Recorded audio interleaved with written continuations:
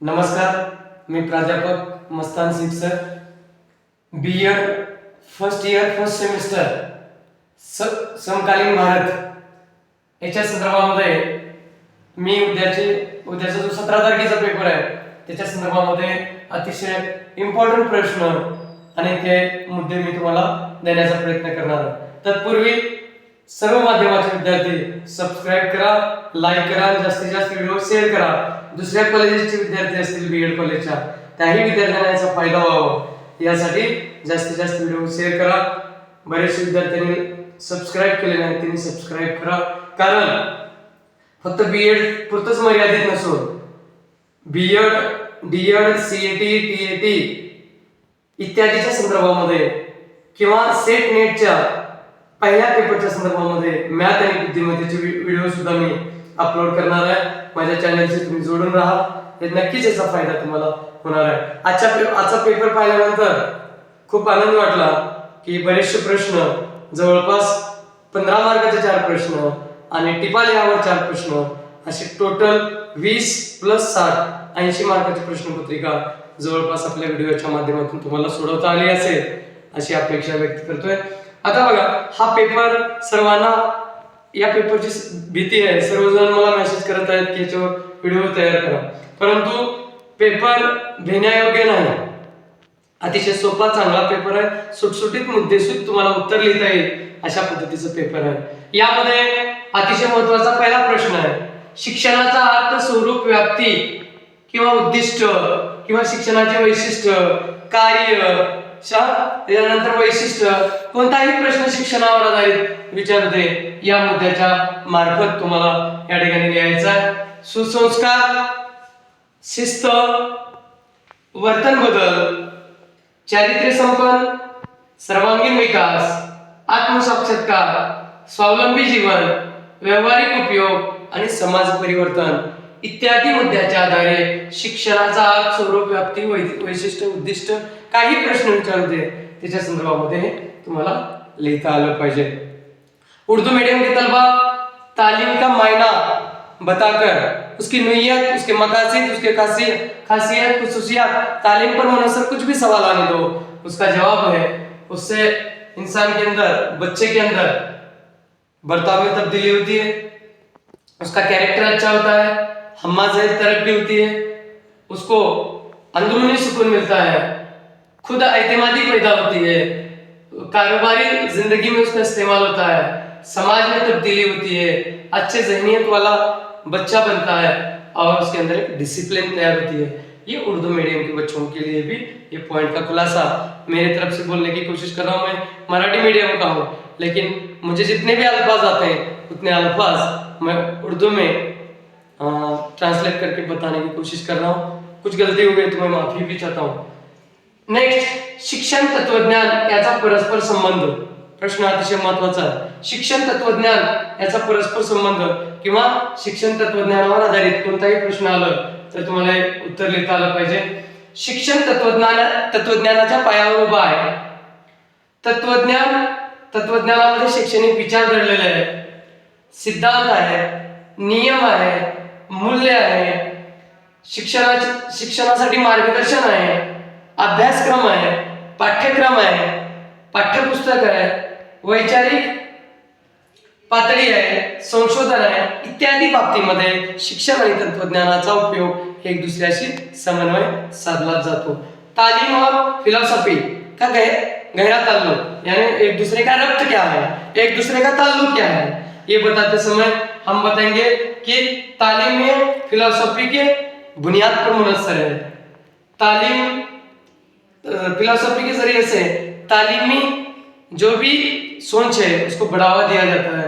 उसूल है, उसके बाद ज़ाब्ते हैं, खुसूसियात हैं, खदरे हैं, फिर उसके बाद तालीम के बारे में रहनुमाई है, निसाब तालीम है, दरसियात है, दरसी कुतुब है, फिर सोचने की कुव्वत है और तहकीक है. ये तमाम नुकात तालीम और फिलॉसफी पे कौन सा भी सवाल आता है तो उसके अंदर आपको लिखने को आना. उसके बाद है, त्यानंतर आहे वैदिक व बौद्धिक कालखंडाचा अभ्यास, त्याचे उद्दिष्ट, कार्य, वैशिष्ट्य, वैदिक आणि बौद्धिक कालखंडावर आधारित कोणताही प्रश्न येऊ दे त्याचे उत्तर लिहायचं.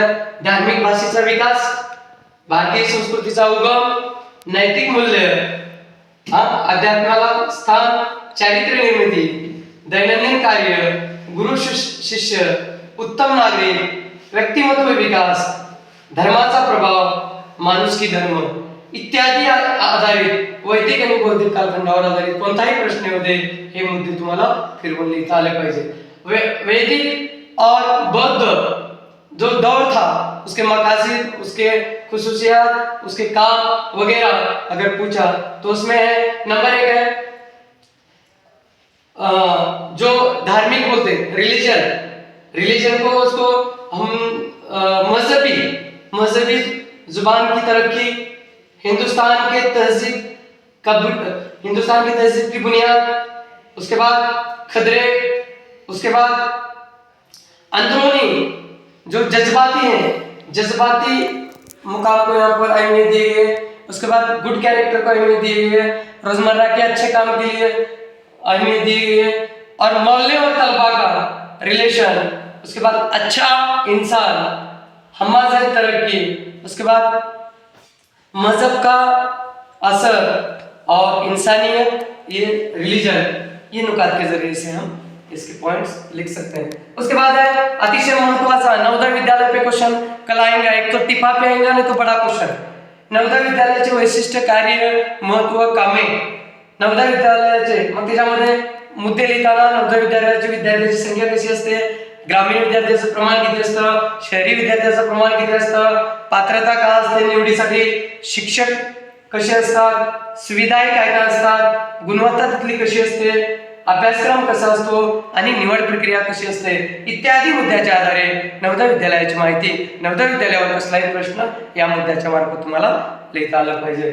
नवोदय विद्यालय की खासियत, खुसूसियात लिखो. अगर ऐसा क्वेश्चन आपको अगर आया तो उसमें तलबा की तादाद, देहाती तादाद, उसके बाद शहरी तादाद, उसके बाद उसके क्वालिफिकेशन, उसके बाद वहाँ के मौलिम, वहाँ के जो भी सुविधाएं हैं, उसके बाद वहाँ की क्वालिटी, वहाँ का निसाब और नवोदय विद्यालय को तलबा को किस तरीके से तय किया जाता है, ये तमाम चीजें नुकात के जरिए से हम लिख सकते हैं.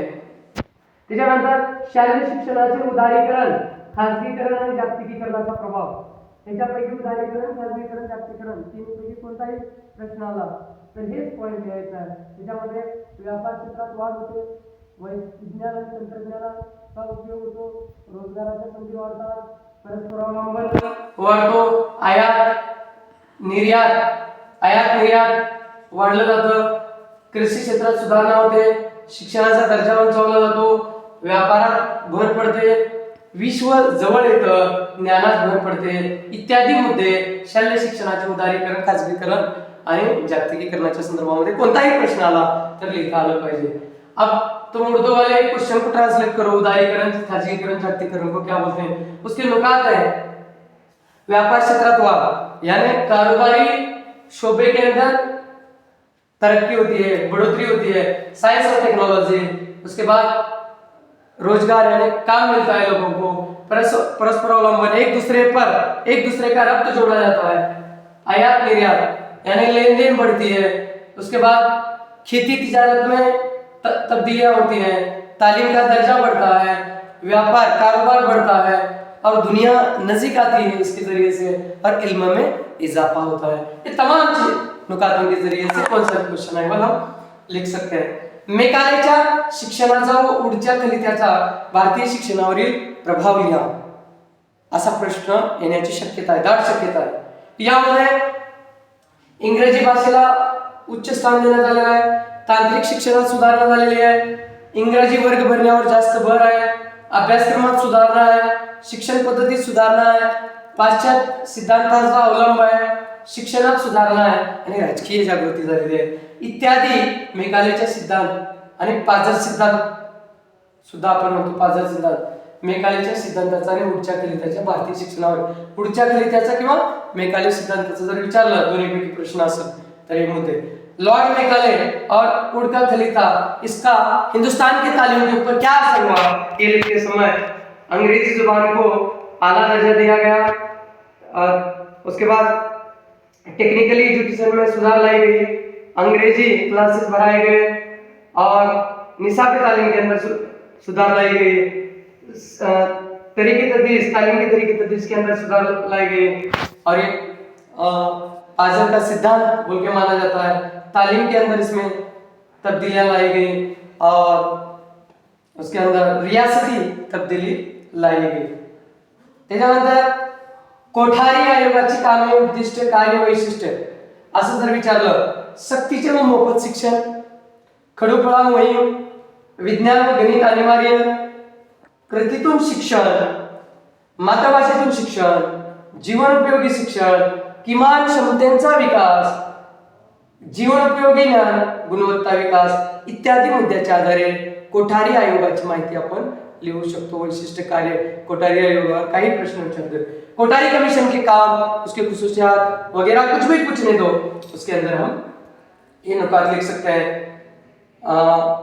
फ्री एजुकेशन, फिर उसके बाद ब्लैक बोर्ड ऑपरेशन, उसके बाद रियाजी और साइंस कंपलसरी, अमल के जरिए से तालीम, मादरी जुबान में तालीम, रोजमर्रा की जिंदगी की तालीम, उसके बाद सलाहियतों को फरोख्त देने वाली तालीम, रोजमर्रा की जिंदगी का इल्म और क्वालिटी की तरक्की, ये तमाम नुकात हम बता सकते हैं।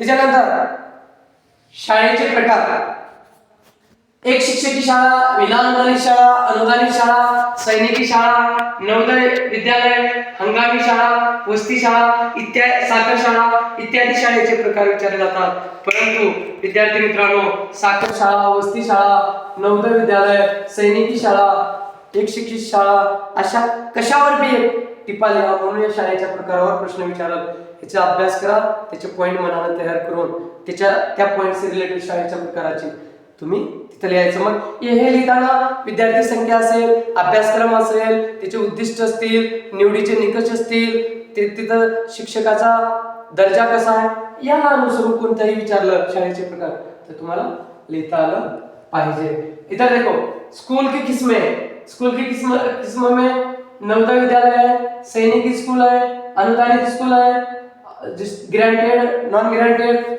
एक मोहल्ले स्कूल है, उसके बाद साकर शाला बोल के कारखानों पर चलाई जाने वाली स्कूल है और हंगामी स्कूल है, ऐसे स्कूल के टाइप है। और इस पे टिपा लिया बोल के नवोदय विद्यालय, साकर शाला, एक शिक्षकी शाला, विनाअनुदानित शाला, किस पे भी एक टिपा लिहा पे भी क्वेश्चन आ सकता है।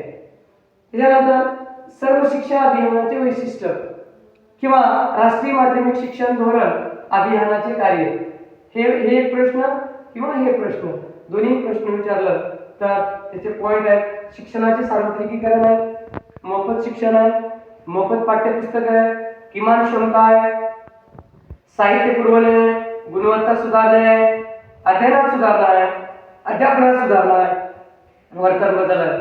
सर्व शिक्षा अभियान की खुसूसियात मालूमात कामे लिखो बोला, या राष्ट्रीय माध्यमिक शैक्षणिक धोरण, इसको ट्रांसलेट करके लो, इसके काम लिखो बोला तो ये लिखना क्या है, तालीम को फैलाना, फ्री एजुकेशन, फ्री किताबें, फिर उसके बाद सलाहियतों को फरोग देना, वसाइल बच्चों को प्रोवाइड करना, उसकी क्वालिटी में सुधार लाना, दर्स में सुधार लाना, तदरीस में सुधार लाना, बर्ताव में तब्दीली लाना, इन नुकात हम बता सकते हैं।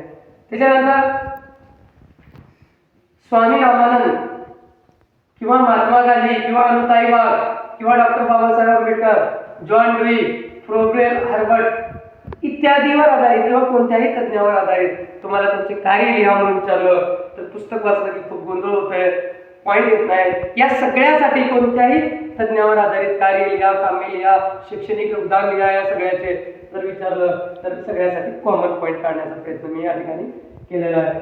शिक्षणाचा विस्तार, मोफत शिक्षण, मातृभाषेतून शिक्षण, कृतीतून शिक्षण, व्यावसायिक शिक्षण, जीवनोपयोगी शिक्षण, शारीरिक विकास, भावनिक विकास, बौद्धिक विकास, गुलामगिरीतून मुक्तता, स्वतंत्रता इत्यादी मुद्दे आपल्याला कोणत्याही एका तज्ञावर विचारलं तर तुम्हाला लिहिता आलं पाहिजे, कॉमन पॉइंट दिले। स्वामी रामानंद तीर्थ, महात्मा गांधी, अनुताई वाव, doctor Baba Saheb Ambedkar, George Louis, professor Harvard, या कोई भी माहिरदार इल्मदार के काम लिखो अगर बोला तो सबके लिए कॉमन। तालीम को फैलाया, फ्री एजुकेशन, मादरी जबान में तालीम, अमल के जरिए से तालीम, कारोबारी तालीम, जिंदगी के अंदर इस्तेमाल होने वाली तालीम, जिस्मानी तरक्की, जज्बाती तरक्की, जहनी तरक्की, अमली तरक्की, ये पॉइंट के जरिए से तुम किसी भी माहिरदार की मालूमात लिख सकते हैं। उसके बाद अतिशय महत्वाचं शैक्षणिक समाजशास्त्राचा अर्थस्वरूप व्याप्ती स्पष्ट करा, यामध्ये किंवा भारतीय समाजातील संघटन स्पष्ट करा। दोन प्रश्न आहेत त्याच्यावर, दोन्ही प्रश्नाचे पॉइंट सेम काढले मी। सामाजिक प्रगतीचे साधन, उद्दिष्ट, व्यावहारिक उपयोग, विद्यार्थ्यातील संबंध, सर्वांगीण विकास, समाज प्रगती, समस्येचा अभ्यास, सामाजिक संबंध, व्यक्ती विकास इत्यादी मुद्द्याच्या आधारे शैक्षणिक समाजशास्त्रावर कोणताही प्रश्न विचारू द्या, लिहू शकतो। तालीमी समाजियात का नुयत वगैरह पूछा जाएगा या कुछ भी पूछा जाएगा उसके बारे में। और हिंदुस्तान के समाज के अंदर की एक जहती अंजुमन के बारे में मालूमात लिखो बोला तो उसमें लिखेंगे समाजी तरक्की का वसाइल, मकसद, कारोबारी इस्तेमाल, तलबा के अंदर का रिलेशनशिप, हमारे तरक्की, समाज की तरक्की, समाज की स्टडी, समाज का ताल्लुक और इंसान की तरक्की, ये तमाम नुकातों के जरिए से हम तालीमी समाजियात की मालूमात बता सकते हैं। मी विद्यार्थी मित्रांनो, हे उद्याच्या पेपरच्या संदर्भामध्ये अतिशय महत्त्वाचे प्रश्न माझ्या अनुभवाच्या माध्यमातून, माझ्या अभ्यासाच्या माध्यमातून मी काढण्याचा प्रयत्न या ठिकाणी केलेला आहे।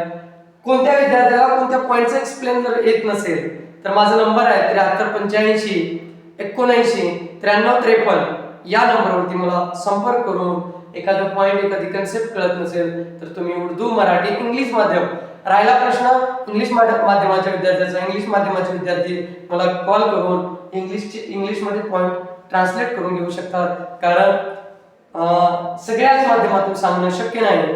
यासाठी तुम्ही थोडं मला संपर्कात राहा, मी तुम्हाला इंग्लिश मध्ये पॉइंट ट्रान्सलेट करून देईन। आणि शक्यतो जास्तीत जास्त विनंती आहे तुम्हाला की तुम्ही माझ्या चॅनलला सबस्क्राईब करा आणि शेअर करा, आणि खाली प्रत्येकाने तुम्हाला व्हिडिओ कसा वाटला, व्हिडिओचा फायदा होतो किंवा नाही याच्या संदर्भामध्ये प्रत्येकानं लाईक करून खाली तुमचे कमेंट्स बॉक्समध्ये नक्की कळवा। धन्यवाद।